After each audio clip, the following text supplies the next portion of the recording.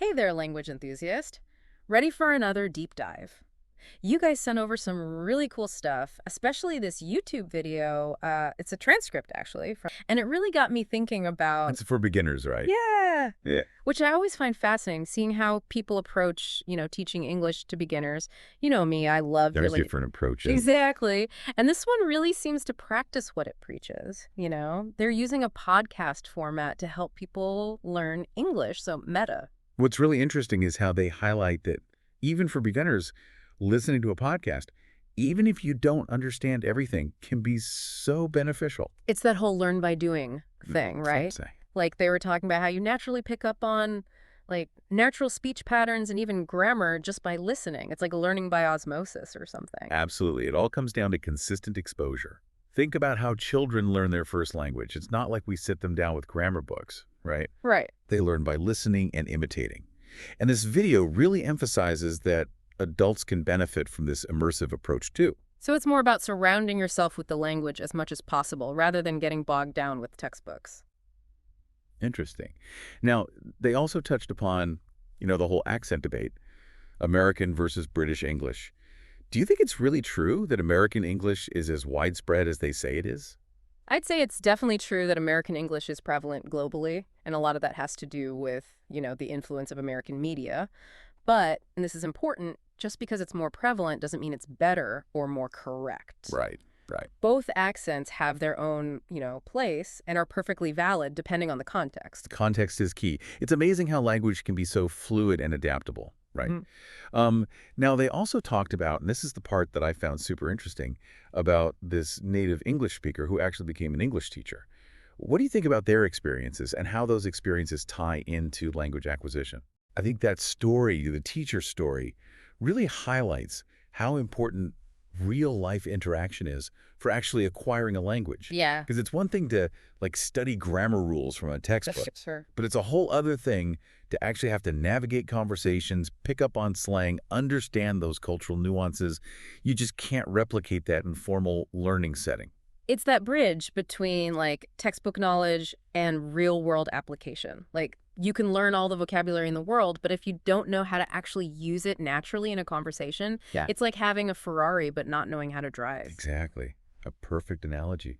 And speaking of real-world experiences, the video goes on to talk about celebrities, right? Celebrities who've mastered English as a second language, which is fascinating in itself. Right. They have access to, the best tutors, immersive experiences, Yeah. all of which contribute to their success. Well, they brought up Arnold Schwarzenegger. I mean, talk about a success story. The guy came to the U.S. barely speaking English and became, well, Arnold Schwarzenegger. Like an icon. An icon. Yeah. Exactly.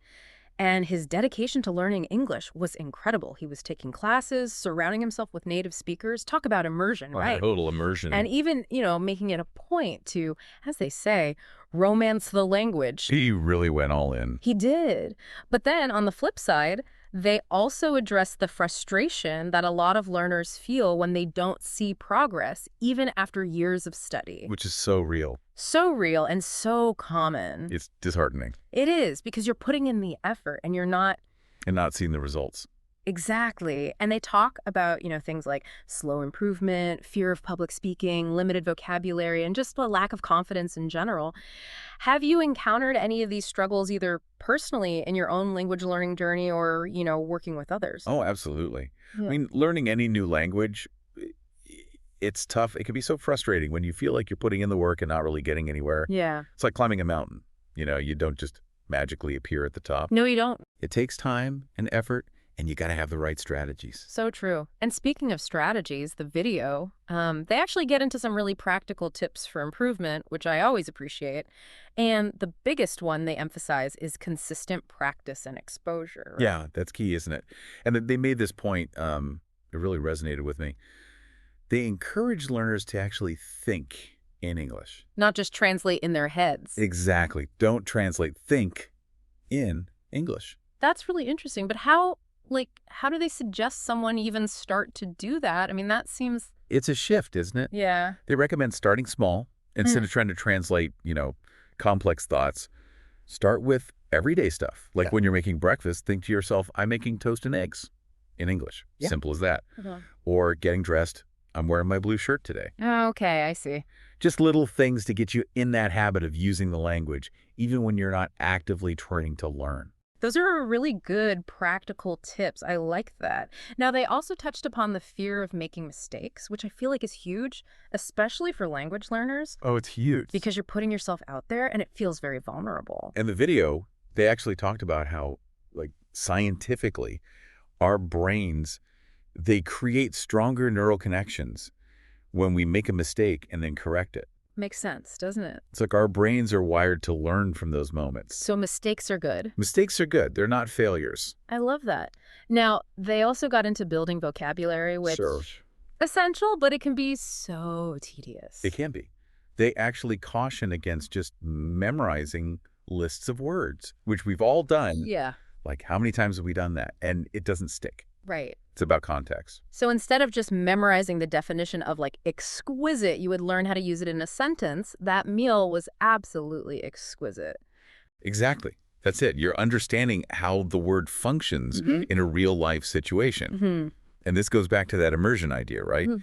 The more you surround yourself with the language, the more you naturally pick up on these things. It's like they're painting a picture of English fluency, not as a destination, but like an ongoing journey. A journey. It's about constant exploration, constantly discovering new things. Love it. And a journey that takes more than just knowledge. It takes confidence. Oh, confidence is huge, right? Because, I mean, you could have all the grammar rules memorized and a vast vocabulary. If you're not confident, It won't matter. it'll show. You'll be hesitant. to Exactly. use- Confidence lets you like really express yourself more naturally. And where does that confidence come from?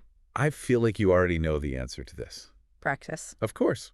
Practice makes perfect, or at least it makes progress, which is what we're... Progress over perfection, always. Exactly. But they really drive home that need for active use of the language. Active. You got to use it. Yeah. And they talked about finding speaking partners. Online, offline, whatever works for you. Whatever works. They even advocate for practicing alone, like talking to yourself in the mirror. Sounds silly, but No, I do it. it helps. It does. It builds that confidence. Recording yourself speaking, Mhm. or even like narrate your actions throughout the day. It's like a running commentary in your head, but in English. That's really interesting. And then they gave this advice about direct translation. And this one kind of surprised me. They're like, don't do it. Stop it. They basically tell you to stop doing it. And I know it's so tempting, especially when you're first starting out. You hear a word in English, and your brain immediately goes to, okay, what's that in my native Well, language? that's the equivalent. But it can really hinder your fluency because you're always thinking in like two languages at once instead of just thinking in English. It's almost like you have to break that habit of immediately translating and force your brain to start thinking in English more intuitively. Exactly. And they had this really interesting tip for anyone who's struggling with this. They said to try to perceive your surroundings through an English lens. Okay, that's intriguing. What does that even mean, to perceive your surroundings through an English lens? So like imagine you see a tree, right? Like- Instead of just seeing a tree, you'd think to yourself, that's a tall oak tree with lush green leaves. Oh. Or a car goes by. Yeah, You don't just see a car, you think, that red convertible is driving way too fast. I get it. It's about engaging with your surroundings and describing them to yourself in English, as if you were explaining it to someone who didn't understand your native language. Oh, that's fantastic. I love that exercise. It's like you're actively using your English vocabulary in a real-time, practical way. Exactly. And you can do it anywhere, anytime. Just look around. What do you see? Think about it in English. It's like they're encouraging people to find opportunities to immerse themselves in the language, even just in their daily lives. Exactly. You don't need to be, living in an English-speaking country to create those immersive experiences. Watch English movies. Listen to English music. Even just change the language settings on your phone. It all makes a difference. It's incredible how many different avenues there are to improve fluency, isn't it? And I love how this video really brings it all together. You know, the practical strategies, the mindset, everything. Absolutely. It's well-rounded. And they wrap it all up with this really encouraging message, Yeah. emphasizing that progress takes time, it takes effort, and that's okay. It's like you said earlier, you don't just magically appear at the top of the mountain. It takes time. It really does. Yeah. And like any good journey, it's going to have its bumps along the way. Mhm. But, being able to connect with new people, new cultures, all because you can speak their language. So worth it. Totally worth it. Now, thinking back on everything we've talked about, everything we unpacked from this video, Is there like one big takeaway you think our listeners should really hold on to from this deep dive? Hmm. One big takeaway. I think it's got to be this. Enjoy the process, the whole journey. Learning a new language, it's all about constantly growing, constantly discovering new things about the language and about yourself. Yeah. You can have good days and bad days, times when you're frustrated, times when you feel like you're on top of the world. Yeah, roller coaster. It really is. Oh, yeah. But the key is to be kind to yourself. Don't be afraid to make mistakes, because those mistakes, honestly, they're just stepping stones. They're how you learn. It's Exactly. about progress, not perfection. 100%. Hmm. Push yourself, get out of that comfort zone, and just enjoy the ride. Because honestly, the journey of language learning, it's just as rewarding as actually becoming fluent. I love that.